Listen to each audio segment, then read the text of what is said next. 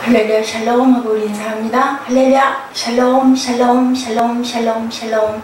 하나님 사랑합니다. 여러분 주 안에서 사랑합니다.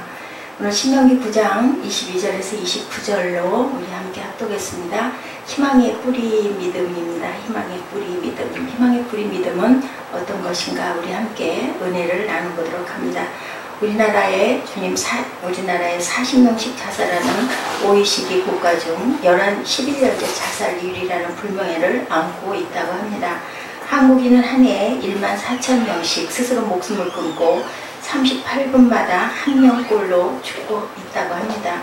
성적이 안 좋다고, 대학에서 떨어졌다고, 가정불화가 있다고, 가난하다고, 빚이 많다고, 외롭다고, 친구가 따돌린다고, 병들었다고, 우울하다고, 절망하고 자살을 합니다. 신문에 보니까 애완견이 죽였다고 자살한 사람도 있습니다. 30대 여성이 회사에 나오지 않아서 직장 동료가 가보니 애완견을 끌어안은 채 죽고 있었는데, 애완견하고 함께 묻어주세요. 같이 있고 싶습니다. 이렇게 유서를 써놨다고 그러죠. 또 한 분이 희귀병 여고생이 PD의 꿈을 쫓아 이화여대에 입학했다는 기사도 실려 있습니다. 이렇게 절망과 희망 사이를 우리는 오가고 있죠. 이대 미디어 학부 입학한 정가을이라는 학생 이야기라고 합니다. 이 학생이 고교에 입학한 2011년 아버지가 다발성 내분비 종양 말기로 1년의 시한부 진단을 받았다고 그러죠. 신명기 9장 22절에서 29절까지 오늘 제목은 희망의 뿌리 믿음이라는 제목으로 말씀을 나눕니다. 설상가상으로 정밀검사했더니 정씨와 대학교에 다니고 있는 언니도 같은 병이 발견되었다고 합니다.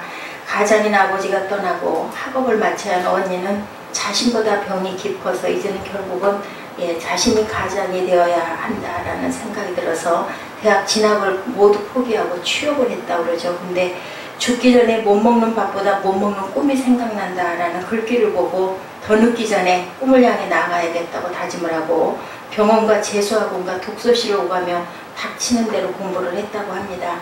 쉴 새 없이 5년을 달려온 그는 대학에 올해 입학을 했답니다. 5년 만에 대학에 입학을 했습니다. 우리 신앙인들은 어떤 상황에도 이렇게 희망을 갖고 살아야 한다. 오늘 말씀이죠. 이스라엘 백성이 추록에 퍼서 2년 5개월 되었을 때 하나님께서 가데스 바네아에서 희망을 주시는 말씀이 오늘 말씀입니다. 광야죠. 한 평 땅도 없고 오늘날 우리가 꿈꾸는 10평 아파트도 없고 100만원 주는 직장도 당연히 없습니다. 가도 사막이고 미래도 불확실하고 얼마나 환경은 열악했는지 생각만 해봐도 저는 아주 어떻게 하루를 견딜까 하는 생각이 듭니다. 매일 사람이 죽어갑니다. 오늘날 우리가 쉽게 먹는 라면도 생수도 없습니다. 그런 상황에서 하나님은 무슨 희망을 주시나 23절에 우리 함께 합독합니다. 너희는 올라가서 내가 너에게 준 땅을 차지하라 라고 이렇게 23절에 말씀하죠. 오래 정복해야 할 우리의 땅, 오래 올라가야 할 가나안 땅은 우리에게 무엇인가? 각자에게 아마 목표가 있을 거예요. 몸이 약한 사람은 좀 더 건강해지는 게 목표이기도 하고, 또한 어떤 창업을 한 그 작은 그 기업가들은 매출의 목표를 갖고 있기도 하고, 직장에서는 또한 승진을 하고 싶은 목표를 가진 분도 있고, 대학에 입학하기 위한 진학이 목표일 수도 있습니다. 또한 취업을 못한 사람은 취업이 목표일 수도 있겠죠. 결혼하는 신부나 신랑감들은 결혼이 목표이고, 아기를 낳기 원하는 그런 그 산모들은 출산이 목표이기도 하고, 가정의 행복이 목표인 사람도 있을 겁니다. 자녀의 성적 상황을 가지고 또한 그것을 목표로 삼는 사람도 있을 것이고, 부채의 청산을 목표를 가지고 있는 사람도 있을 겁니다. 교회의 부흥이 목표인 사람들, 이렇게 우리는 어디를 가나안을 향해서 달려가는 그러한 기로에 있죠. 하나님은 말씀합니다. 지금 광야에 있고 그들은 정복하기에 강한 사람이고 힘겨운 전투가 기다리고 있다 하더라도 그 땅은 이미 너에게 준 땅이다. 희망을 가져라 이렇게 말씀하죠. 너에게 준 땅이니 뭐만 해라, 차지하기만 하면 된다. 광야 같은 인생을 사는 모든 사람에게 꼭 필요한 말씀이죠. 우리 신명기 1장에서 또한 민수기 13, 14장에도 소개되어 있습니다. 신명기 1장 19절 이하에 소개되어 있는데 21절 우리 함께 같이 읽어볼까요? 신명기 1장 21절입니다. 함께 합독합니다. 너희 하나님 야훼께서 이 땅을 너희 앞에 두셨은즉 너희 조상의 하나님 야훼께서 너에게 이르신 대로 올라가서 차지하라. 두려워하지 말라. 주저하지 말라. 이렇게 말씀하죠. 예, 이미 조상들을 통하여 주셨으니 두려워하지도 말고 주저하지도 말라. 예, 누가요? 이웃집 아니면 내 친구가 아니면 내 우리 부모가 아니면 우리 형제가 하는 얘기가 아니라 하나님께서 이렇게 말씀하시니 확실히 맞는 말 아닐까. 30절 함께 읽어봅니다. 30절입니다. 너희보다 먼저 가시는 너희 하나님 1장 30절입니다. 너희보다 먼저 가시는 너희 하나님 야훼께서 애굽에서 너희를 위하여 너희 목전에서 모든 일을 행하신 것 같이 이제도 너희를 위하여 싸우실 것이며 31절 광야에서도 너희가 당하였거니와 사람이 자기의 아들을 안는 것 같이 너희 하나님 야훼께서 너희가 걸어온 길에서 너희를 안으사 이곳까지 이르게 하셨느니라. 이렇게 말씀합니다. 32, 33절에 이 일에 너희가 너희 하나님 야훼를 믿지 아니하였도다. 그는 너희보다 먼저 그 길을 가시며 장막 칠 곳을 찾으시고 밤에는 불로 낮에는 구름으로 너희가 갈 길을 지시하신 자신이라. 예, 그리고 또한 33, 34절에 너희께 여호와께서 너희의 말소리를 들으시고 노하사 맹세하여 이르시되 이 악한 세대 사람들 중에는 내가 그들의 조상에게 주기로 맹세한 좋은 땅을 볼 자가 하나도 없다. 얼마나 그렇게 열심히 1장에서 얘기했는데 말을 듣지 않으니까 예, 너희가 그 좋은 땅을 볼 자가 없다라고 이렇게 말씀합니다. 오늘 모세가 예, 말하고 있는 이 설교는 예, 지금 가나안 그 광야에 있을 때 그 부분을 가지고 말씀했기에 우리가 1장을 읽어봤습니다. 광야에서도 너희가 당하였거니와 1장 31절에 아들을 아는 것 같이 너희를 아느사 이곳까지 이르게 하셨는데 너희가 그렇게 말을 듣지 않으니까 너희가 이 가나안에 들어갈 자 하나도 없다라고 말합니다.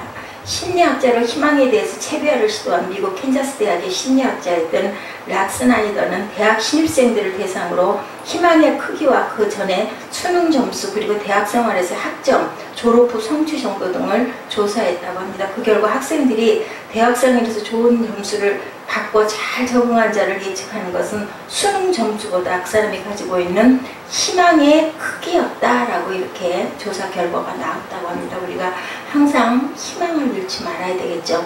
슈바이처 박사는 성공의 비결은 소망을 잃지 않는 데 있다. 예수님 38년 된 병자에게 가늠하다 현장에서 잡힌 여인에게 외아들이 죽은 여인에게 문둥병으로 쓰러져가는 환자에게 병든 자녀로 신음하는 자들에게 대신한 베드로에게 뭘 주었어요? 항상 소망을 주셨죠. 하나님 말씀하십니다. 나 야훼가 말하노라 너희를 향한 나의 생각은 내가 하나니 뭐라고요? 죄함이 아니라 곧 평안이요 너희 장래에 소망을 주려 하는 것이다. 에레미야 29장 11절에 이렇게 말씀합니다.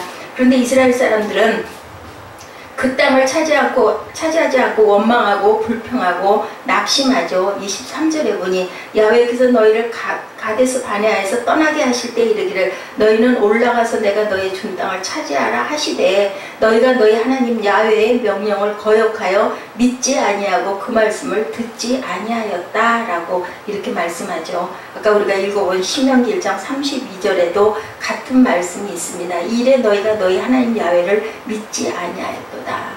믿음이 뭐예요? 희망의 뿌리라는 것을 우리가 말씀에서 알게 됩니다. 희망은 믿음의 뿌리를 박아야 흔들리지 않고 풍성한 열매를 맺을 수 있다. 굳건한 반석이 될 수 있다. 창수가 나도 비바람이 불어도 절대로 요동하지 않고 뽑히지 않는 그러한 터가 된다는 겁니다. 희망과 소망과 꿈과 비전과 목표는 어디에 믿음의 뿌리를 두어야 되겠죠. 백부장 하인이 죽을 병에 걸렸죠. 그때 예수께서 나와 고쳐달라고 할 때 예수님께서 말씀하십니다. 백부장에게 이르시되 내 믿음대로 될지어다. 믿음이 뭐라고요? 희망의 뿌리다.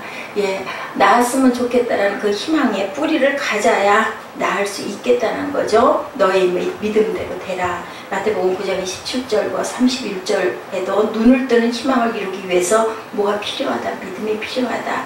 누가복음 18장 35절에는 바디메오라는 소경이 등장합니다. 평생 구걸하고 살고 있죠. 그는 눈이 보이지 않았기에 희망이 없었어요.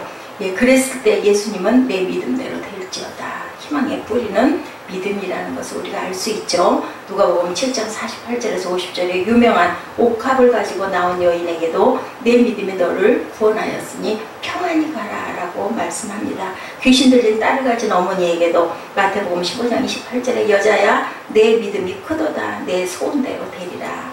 예수님께 희망을 가지고 예수님께 소원을 가지고 찾아온 자들에게 공통적으로 하신 말씀은 내 믿음대로 될 것이다. 예수께서 확실한 믿음을 요구하시는 것, 이것이 바로 믿음의 뿌리라는 것을 우리가 알 수가 있습니다. 믿음의 뿌리의 반대는 뭘까요? 우리가 항상 절망하는 것, 그리고 사탄은 우리에게 말하죠. 항상 네가 그 실과를 따먹어라 라고 이렇게 말씀하신다는 것을 우리가 절대로 잊어버리면 안 되겠습니다. 이렇게 믿음과 반대되는 절망적인 것, 우리를 죽이고 멸망시키려고 하는 사탄이 오늘도 우리에게 항상 선과 악을 알게 하는 나무를 말씀하셨는데도 불구하고 그걸 따먹으면 네가 눈이 밝아질 것이다 라고 오늘도 속삭이고 있죠. 그럴듯하게 왜 그거를 안 해? 그걸 하면 네가 아주 정말 성공할 수 있는데 하고 속삭이는 그 속삭임이 하나님이 말씀하신 믿음의 뿌린가 아닌가를 항상 알아야 된다. 희망의 반대는 절망입니다. 희망의 결실은 또한 뭘까요? 실행이죠. 우리가 말씀으로만 그냥 갈 것이 아니라 어떻게 해요? 그것을 행할 줄 알아야 된다. 행함이 없는 믿음은 무슨 믿음? 죽은 믿음이다 라고 이렇게 말씀하시죠. 이런 것처럼 우리는 항상 행함을 가지고 나아가야 된다는 것을 말씀에서도 우리가 알 수가 있습니다. 24절에 항상 야훼를 거역한다 라고, 거역하다 탐으로는 하나님의 명령에 철저히 따르지 않았다는 말이죠. 지속적으로 거역하면 결국은 약속한 가나안 땅을 차지할 수가 없다. 하루에 한 가지라도 지속적으로 거역할 것이 아니라 약속을 믿고 1%라도 신뢰가는 것. 천리길도 한 걸음부터다. 여리고성이 무너질 때도 바로 무너진 게 아니죠. 한 걸음씩 한 걸음씩 약속하고 7바퀴를 열심히 돌고 외쳤을 때 무너졌습니다. 희망을 가지고 바로에게 나아갈 때 바로 굴복하지 않았죠. 10가지 재앙을 통해서입니다. 아브라함에게 주신 희망이 하루아침에 이루어진 것이 아니라는 것을 우리가 누구보다도 잘 알고 있습니다. 이게 항상 희망을 가지고 어떻게 해요? 열심히, 그죠? 우리가 끊임없이, 그리고 우리가 인내를 가지고 참을 때, 믿음을 가지고 1%씩 실행해 나갈 때, 그러므로 너희 죄를 서로 고백하며 병 낫기를 위하여 서로 기도하라. 의인의 간구하는 힘이 큽니다. 야고보서 5장 16절입니다. 우리가 간구하는 역사가 힘이 크다고 합니다. 근데 혼자보다는 함께이죠. 미국 인디아나 대학의 캔디 브라운 교수팀은 2010년도 기도가 병을 고칠 수 있는지 이것을 알아보는 실험을 했다고 합니다. 실험 대상은 시각장애인과 청각장애인들이었고 실험 지역은 아프리카 모잠비크와 남미 브라질이었다고 그래요. 연구팀은 아프리카 모잠비크에서 시각장애 환자 11명, 청각장애 환자 14명을 대상으로 실험을 했대요. 그리고 중보기도를 받은 환자 25명은 증상이 그랬을 때 대부분 호전되었다고 합니다. 캔디 브라운은 가장 극적인 변화를 보인 두 사람의 사례를 소개하고 있습니다. 한 명은 미리엄이라는 시각장애인, 한 명은 조단이라는 청각장애인이었는데 미리엄은 약 30cm 앞에 있는 자기 손가락이 몇 개인지도 셀 수 없을 정도였는데 중보기도를 받고 난 후 시료표에 아주 작은 글자까지 읽을 수 있게 되었다라고 해요. 조던은 청각장애를 갖고 태어났기 때문에 세상의 소리를 한 번도 들어본 적이 없는데 중보기도를 한 후 사람들이 하는 단어를 따라서 말을 했다고 합니다. 캔디 브라운은 혹시 일시적인 현상이거나 단순한 플라세보 효과일 가능성을 고려해서 장기적인 추적 조사를 했다고 그러죠. 그 결과 호전된 상태가 몇 년이 지나도 지속적으로 유지하여 나타났다고 해요. 이로써 기도가 병을 고칠 수 있다는 과학적인 데이터를 마련했다고 합니다. 가난한 흑인 가정에서 20의 2형제 중에 20번째 조산아로 태어난 사상 최초의 여성 올림픽 3관왕이 된 여인이 있는데 세계에서 가장 사랑받는 사람 중 하나가 된 윌마 루돌프라는 여성이었다고 그래요. 그녀는 4살이 되던 해 성홍열과 폐렴을 심하게 앓아서 소아마비에 걸려 양다리가 마비가 됐다고 합니다. 윌마는 학교에 다닐 나이가 되었지만 집안에 갇혀 절망의 수용에 빠져야만 했을 때 어머니와 가족은 포기하지 않았다고 합니다. 어머니는 새벽 4시에 일어나서 이웃 농장에서 일을 하고 오후에는 80km나 떨어진 병원을 찾아가고 윌마는 다리에 교정기를 부착해야 했고 의사는 그녀가 다시는 걷지 못할 것이라고 했는데도 그녀의 어머니는 윌마에게 하나님이 주신 능력과 끈기 그리고 믿음만 있으면 그녀가 원하는 무엇이든지 할 수 있다고 항상 얘기를 해주었다고 합니다. 포기하지 않고 걷기 훈련을 시켰다고 그래요. 그리고 항상 칭찬했다고 합니다. 오늘 80cm나 걸었구나. 내일은 1m를 걷기로 하자. 단 하루도 빠지지 않고 시킨 훈련이 기적을 만들어냈다고 산관왕이 됐다고 합니다. 7살 때 다리 보호대를 차고 목발을 짚은 채 학교에 다닐 수 있었고 9살이 됐을 때 윌마는 다리에 차고 있던 금속 보조대를 스스로 떼어내고 목발도 없이 걷기 시작했고 13살 때 윌마는 춤추는 듯한 이상한 걸음걸이긴 했지만 혼자서 걸을 수 있었다고 합니다. 그녀는 항상 달리기에 꼴찌였다고 해요. 몇 년간 윌마는 경기에 참여하고 언제나 꼴찌를 독차지했다고 합니다. 15살 때 그녀는 테네시 주립대학에 입학을 했고 거기에서 코치인 에드 템플을 만나서 템플 코치에게 얘기했다고 합니다. 저는 세계에서 가장 빠른 육상 선수가 되고 싶어요.